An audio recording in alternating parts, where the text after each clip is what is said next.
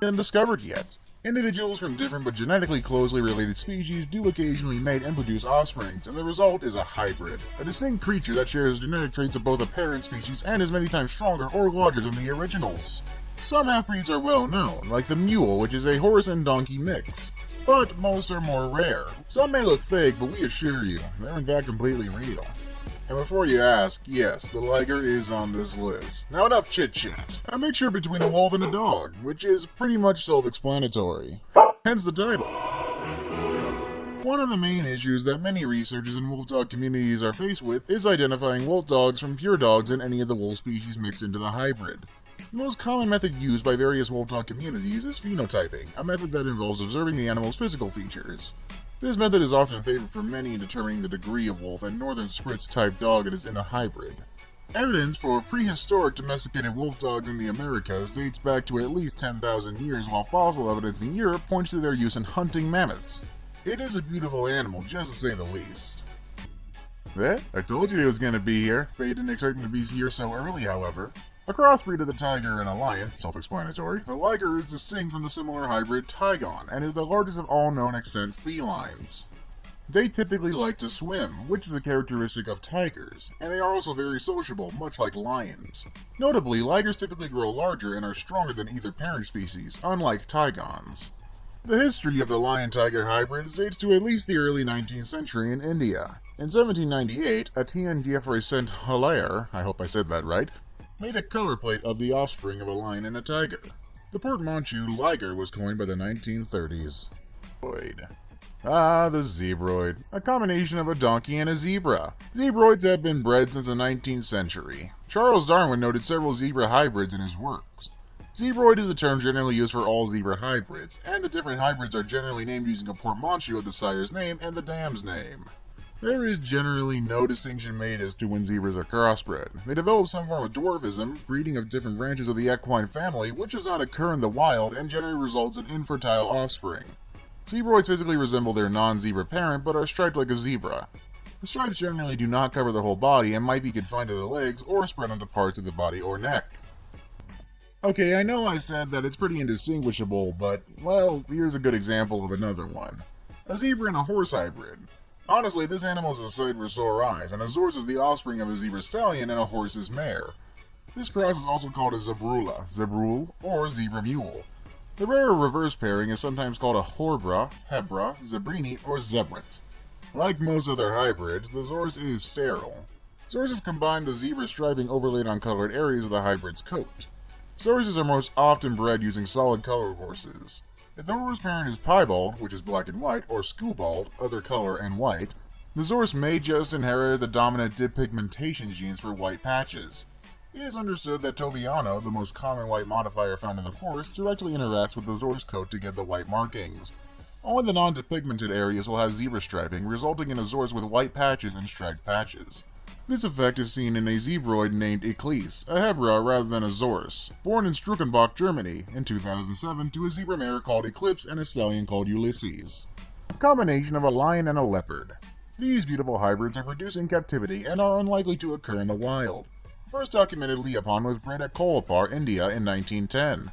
Its skin was sent to Reginald Ince Peacock by Walter Samuel Millard, the secretary of the Bombay Natural History Society. It was a cross between a large leopard and a lioness. Two cubs were born, one of which died aged at 2.5 months and the other was still living when Peacock was described in 1912. Peacock wrote that it was spotted like a leopard, but that the spots on its sides were smaller and closer set than those of an Indian leopard and were brown and indistinct like the fading spots of a juvenile lion. Really all you can say at this point? That's a really beautiful little creature. A yak and a domestic cow combination. Kinda weird, right? Yeah, I thought so too. The word dazo technically refers to a male hybrid, while as a female it is known as a dazomo or zome. As they are a product of the hybrid genetic phenomenon of hybrid vigor, they are larger and stronger than yak or cattle from that region. Prized in Tibet and Mongolia for their meat and quantity of milk they produce, they are larger and stronger than both cows and yaks. As with the beefalo, however, it's believed that both animal breeds in the region now have contaminated genes. 6.3-liter V12 situated just after the front wheels. No, not the car, you sillies. Another rare animal, as the offspring of goat and sheep pairings are usually stillborn, meaning they don't live to see the light of day. Honestly, I want one. Like, They're cute, and honestly, Jeeps look better than dogs. Just an opinion, I guess. Don't hate. I mean, I own 2 dogs. I love them. Also called grizzly bears, most growler bears live in zoos, although there have been a few confirmed sightings in the wild. The growler bear is a rare ursid hybrid that has occurred both in captivity and in the wild. In 2006, the occurrence of this hybrid in nature was confirmed by testing the DNA of a unique-looking bear that had been shot under Sachs Harbor, Northwest Territories on Banks Island in the Canadian Arctic.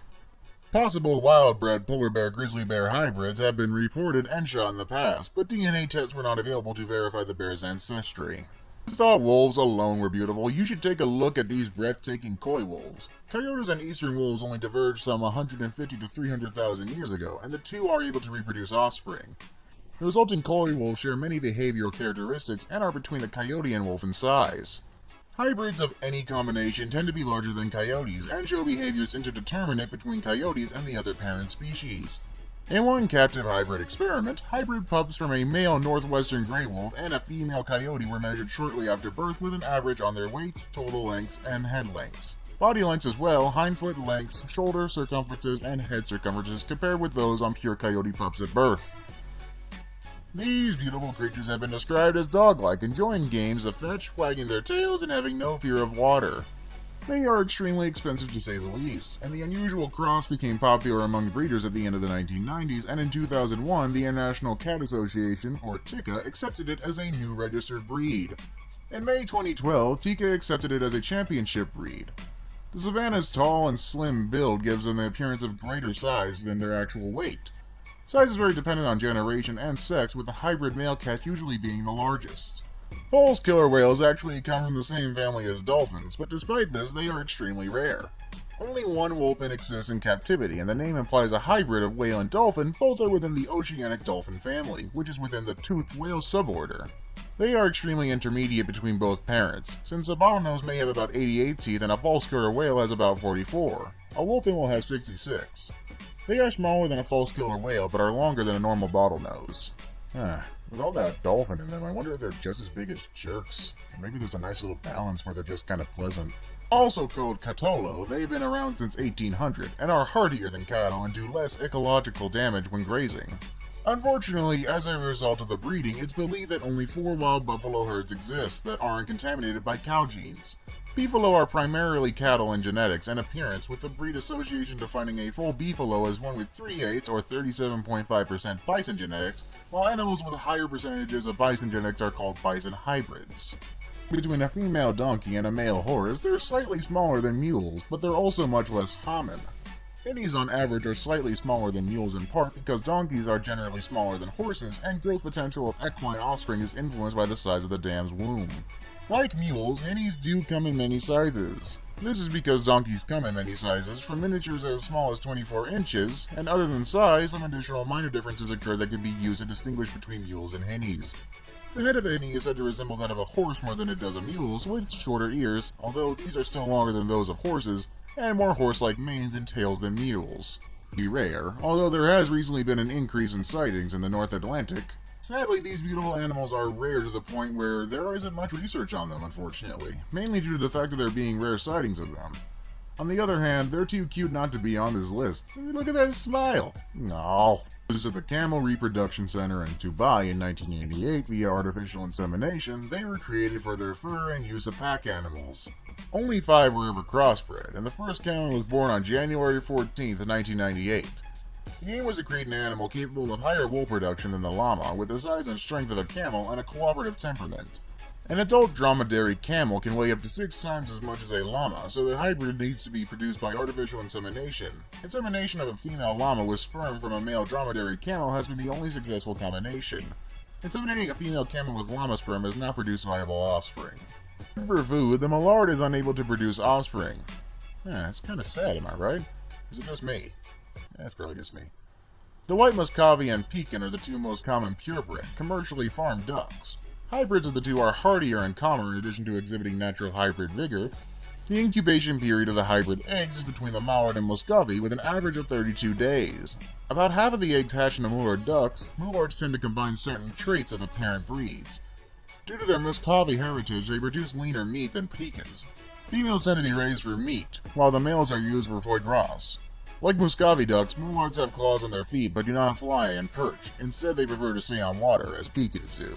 Stronger and more resistant to disease, they were initially thought to be a possible replacement for cattle. Now only a small herd exists in Białowieski National Park in Poland. The Zebron was first created by Leopold Walicki in 1847, although the hybrid may also have appeared at an earlier time. After World War I, various scientists considered Zebron a possible replacement for domestic cattle. Zebron turned out to be more durable and less prone to disease. In addition, the animal could be bred on marginal grazing land with no farm infrastructure and with minimal husbandry in huge state agricultural farms. Another rare and even more beautiful lion hybrid combination, to say the very least. A jaglion, or jaguan, is the offspring between a male jaguar and a female lion. A mounted display is at the Walter Rothschild Zoological Museum in Hertfordshire, England. It has the lion's background color, brown jaguar-like rosettes, and the powerful build of the jaguar.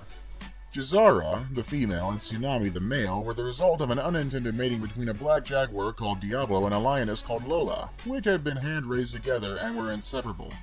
They were kept apart when Lola came into oestrus. Tsunami is spotted, but Jazara is a melanistic dominant melanism gene. It was not previously known how the jaguar's dominant melanism gene would interact with lion coloration genes. Pretty cool if you ask me.